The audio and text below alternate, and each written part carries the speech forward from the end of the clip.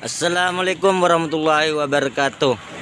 Halo teman-temanku dimana anda pun berada, semoga diberikan kesehatan selalu dan dilancarkan rezeki. Amin ya rabbal alamin. Teman-temanku dimana anda pun berada, ini saya memberikan tips cara membuat pemasangan pipa yang bagus dan benar teman-teman. Pertama-tama untuk teman-teman pemula yang mau masang pipa air bersih di dalam rumah atau hotel, mematuhi standar lokal yang berlaku untuk sistem plumbing. Untuk teman-teman pemula, pemasangan pipa air bersih memerlukan perencanaan dan pelaksanaan yang tepat untuk memastikan sistem plumbing berfungsi dengan baik dan aman. Bagus itu Pak, benar. Jadi untuk teman-teman pemula, sesuaikan pemasangan pipanya agar aman dari hal yang tidak diinginkan, seperti pemasangan pipa di bawah tanah akan menimbulkan luka yang sangat dalam. Luka dalam seperti apa Pak? Kayaknya intinya ada yang salah nih Pak. Kok dari pemasangan pipa sampai terluka sangat dalam? Dengan mempertimbangkan hal-hal pemasangan pipa bawah tanah dapat dilakukan dengan lebih efektif dan minimalkan potensi masalah di masa depan. Kebocoran pipa yang terpasang di bawah tanah akan lebih sulit dideteksi. Dideteksi bukan didedek Pak. Oh iya Mat, dideteksi. Jika terjadi kebocoran pipa di bawah tanah sehingga menyebabkan kerugian yang signifikan, seperti Tunggu Pak, saya kurang setuju itu Pak. Pemasangan pipa di atas plafon memiliki risiko lebih besar terhadap kerusakan akibat getaran suhu ekstrim atau kebocoran yang dapat menyebabkan kerusakan pada plafon dan struktur lainnya, yaitu akses untuk perbaikan pipa di atas plafon juga lebih sulit dibandingkan dengan pipa di bawah tanah. ngeyel kamu Mat. Pemasangan pipa di bawah tanah akan menimbulkan kerusakan atau tanah ambles. Jadi untuk pipanya ambles bocor teman-teman. Pemasangan pipa yang di bawah tanah akan tidak terlihat, akan lebih bagus dari pemandangan mata dan getaran yang cukup tinggi. Jadi bagusan di bawah. Pemasangan pipa yang di bawah tanah akan ada kebocoran, itu bisa merusak fasilitas yang sangat banyak, yaitu keramik, marmer, dan lain-lain. Pemasangan pipa yang di bawah tanah akan lebih terlindung dari kerusakan aktivitas manusia seperti benturan atau getaran. Ayo, mau ngomong apa kamu?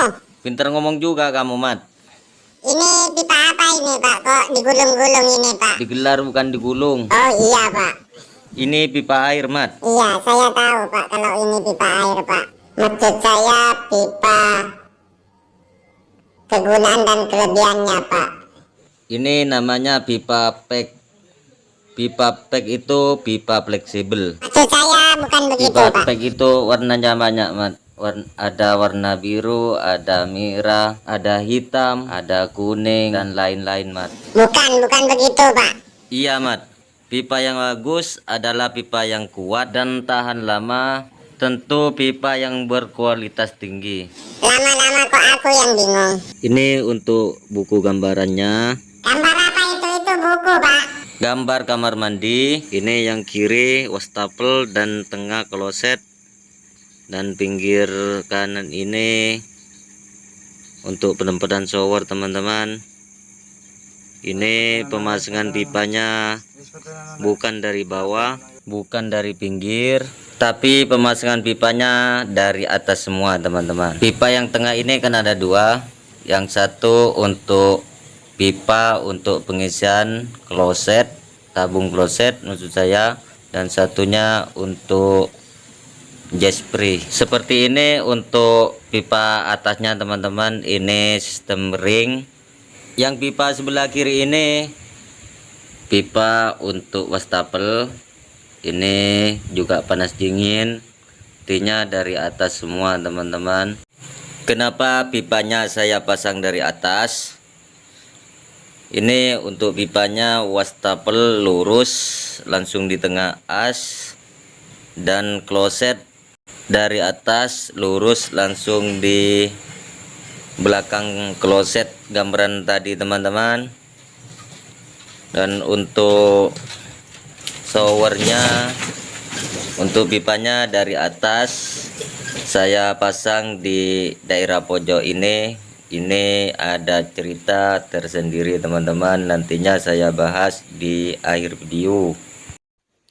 Yang di pojok ini dari induk langsung ke mudering.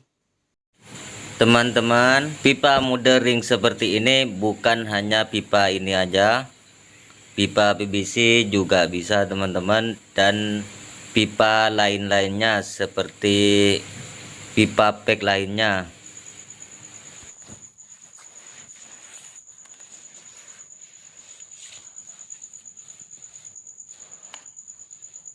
Untuk teman-teman pemula yang mau masang sistem ring seperti ini, meskipun pipanya tidak digantung seperti ini juga bisa teman-teman. Teman-teman bisa diklaim di tembok belakang ini, di atas seperti ini teman-teman, tapi yang belakangnya.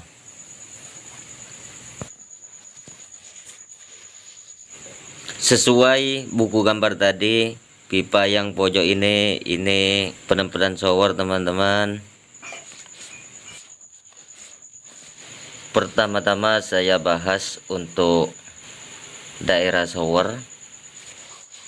Ini kenapa saya pipanya tidak pasang di tengah teman-teman, ini saya pasang di pojok karena di tengah-tengah shower ini pasti ada pengeboran.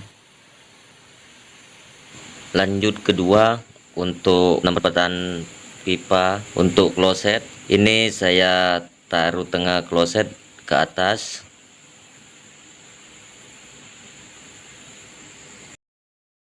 Kenapa saya taruh di tengah-tengah kloset? Kalau di pinggir pasti ada pengeboran tisu atau lainnya teman-teman. Salah satunya seperti pengeboran jet spray atau jet shower. Lanjut ketiga, ini untuk pipanya saya taruh di tengah belakang wastafel ini teman-teman, biar aman. Pasti di atas wastafel ini, maksud saya di belakang tembok wastafel ini ada kaca. Untuk pipanya ditaruh belakang wastafel lurus ke atas untuk menandai pengeboran kaca. Besok-besok akan lebih mudah teman-teman. Semoga video ini membantu teman-teman cara pemasangan pipa yang baik dan benar.